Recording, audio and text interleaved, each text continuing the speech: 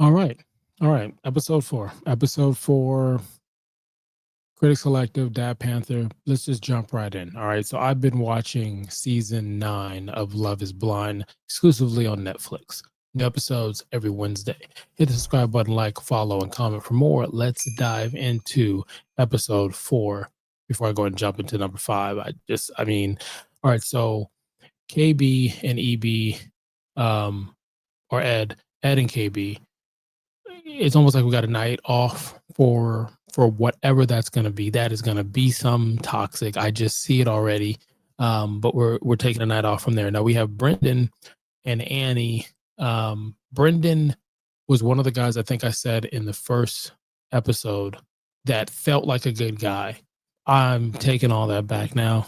There's times where he has been talking to someone, especially talking to Annie, and they had talked and like, oh, this is our first argument. And I'm like, nope, it looks like you guys are kind of getting into it, dropping F-bombs respectfully to each other some episodes or so ago. Like, this is not the first time, with the reassurance that she was looking for, or, it seems like with Brendan, he's not listening to her when she's talking, because there's times where he's like, tell me what your house looks like. Tell me what color door. I'm like, are we fucking playing Sims? Like, I get the idea, but I feel like she wanted something deeper.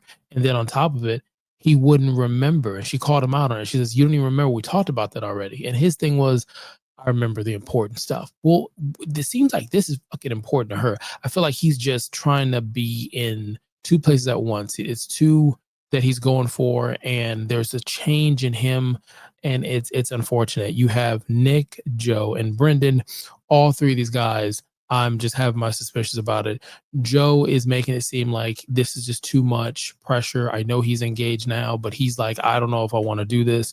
And then Brendan, like I said before, just not listening. It looks like of all the couples, he's the first one to kind of get into something 2 times, even though they were small. Nick is lying his ass off. Yes, everyone looks at the book to check their notes, but he's looking at it as if he's reading his own script. I don't know.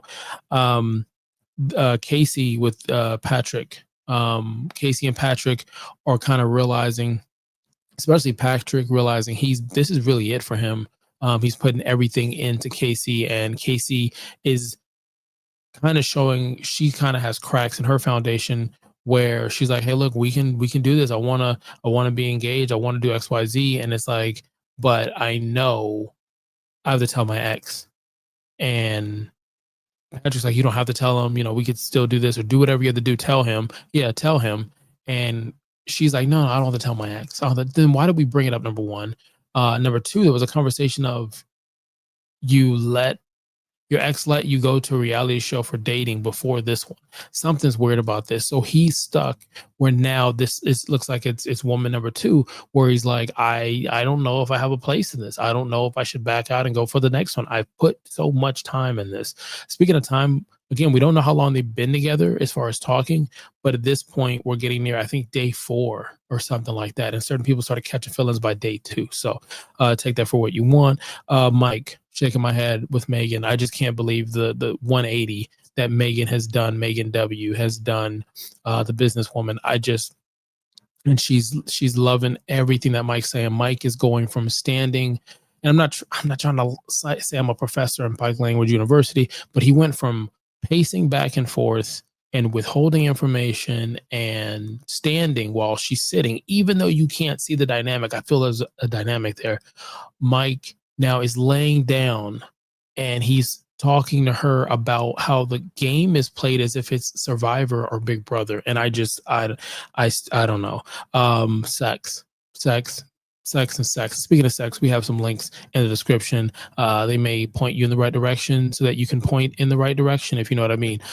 We do get a kickback for that, and we appreciate that. Now, what I mean by sex is they're increasing the conversation about sex to the point that a few of the ladies were like, they seem like they're fucking ready. Like, don't get me wrong, the guys from episode 1 have always been like questions aimed towards sex.